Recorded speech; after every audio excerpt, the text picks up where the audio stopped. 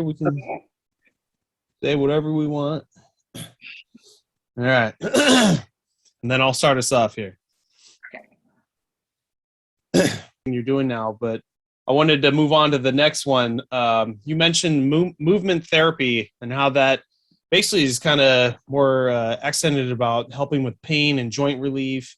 And that's especially important because, you know, my audience on my podcast show is, you know, over 40. It's between 35 and 55. So I'd like to, you know, pick your brain on that and how you can help enlighten them on that subject.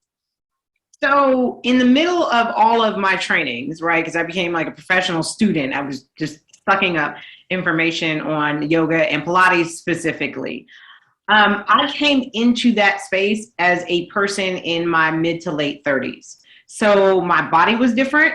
A lot of the students, the new students and the trainees that were with me ranged between 18 and 22. They were very, very young. This was something that looked cool to them because they were super flexible or they already had great bodies and they thought, this is great, I'll just be a teacher. But I was not in that category. So I had to do things differently than them. I could not hurl myself into a pose. I couldn't teach and then learn things we did a lot of physical work in our lessons. So I couldn't teach all day and then go and do these physical lessons at night and get up the next morning without feeling like I was going to die.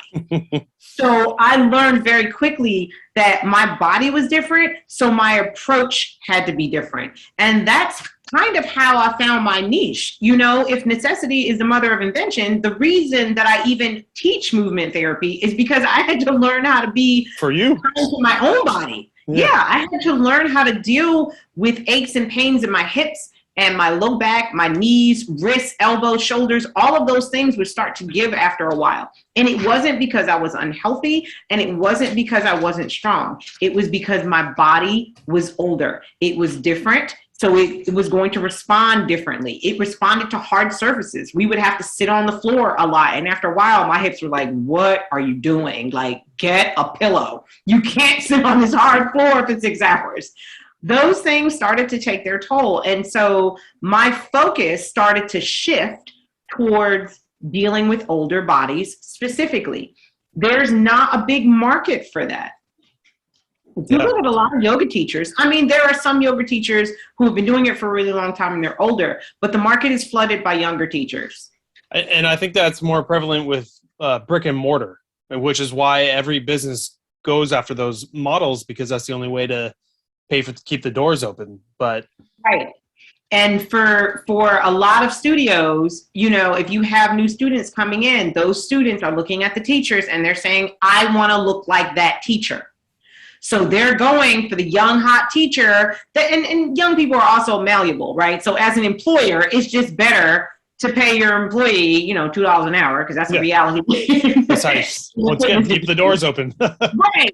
You pay them a couple of dollars and they're happy because it looks great on their social media and it looks, you know, it looks great. They're yoga teachers or personal trainers or fitness influencers or whatever you want to call them. So it works for the employee and it works for the employer.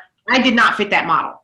I was an older body that had worked in corporate America. So I knew all the tricks. I knew the law. I said something about business law and, you know, people want to pass out, but you know, I know business law. I know labor law. That was, you know, kind of part of what I covered as a journalist. I understood that stuff. And so I realized I was like, I don't fit in this world in a really conventional way. So I need to make my own way. I need to find my own voice. And I found my own voice by being true to myself because I have an older body. So I knew that I could talk to older bodies. Yeah. And I think that's what kind of sets you apart from what we see mostly, you know, in the brick and mortar everywhere, fast paced, you know, stretchy bodies, but there's such a need for yoga and even Pilates for the, you know, the older folks, and older folks meaning over 35, like your body starts. I mean, you experienced it. I experienced it. You know, I've been personal training for 13 years. I've got, you know, 30-year-olds with these problems. So everyone needs to, you know, slow down, like you said, and start focusing on trying to, you know, better technique, stretching, flowing with it, not trying to, you know, be the best at everything. The other thing that is really important, and I learned this along the way, beyond age, understanding where your body is in this moment. Mm-hmm. So even for young people, especially because not only are brick and mortars flooded with this imagery, but social media is flooded with that imagery.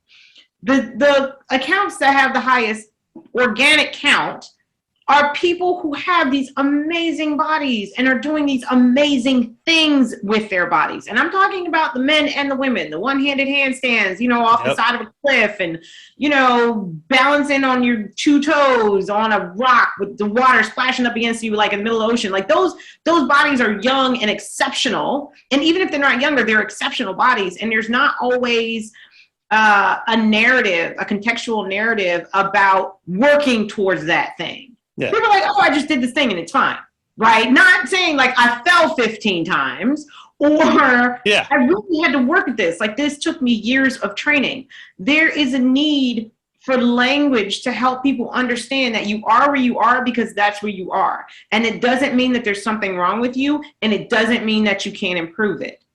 When you're older, you have more of an appreciation for that because like we said, your body starts talking back to you. Mm-hmm. But when you're younger, you start to think, well, what's wrong with me?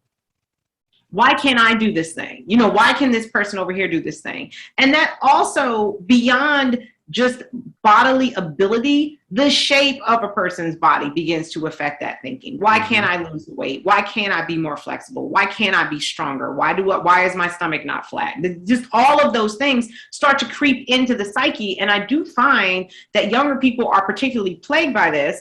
The best part about getting older was my inability to care about what other people thought. Right? Yeah. I don't care anymore. But young people don't have that. They don't really have that gift. That's something that's earned as we get older. And it's not made easier when they are inundated with imagery that is contrary to what they see in the mirror every day. So I found that language of breathing into things, of releasing into things, and of looking after your body in the state that it's in now, not the state that you want it to be, because you can get there, but this is where we are right now. So let's breathe into this. Let's make this the best possible movement that we can without injury and without risk of setting yourself up for something down the line. And then we'll go from there. Yeah. It's a curriculum, if anything. Yes. No, that's great. So Shahada, for our listeners who are resonating and want to try this out, what are the best methods to get a hold of you? Instagram, a website? You were just mentioning your email. Both the website and Instagram are a really easy way to get a hold of me because the messages are instant. I always tell people, if I don't respond to your DMs, it's either I'm not on Instagram at that particular moment or I'm asleep. And that's Habibi Sport or Habibi Sport Yoga? The best Instagram, you can get a hold of me at habibibody.com. That's the website. The Instagram is Habibi Sport.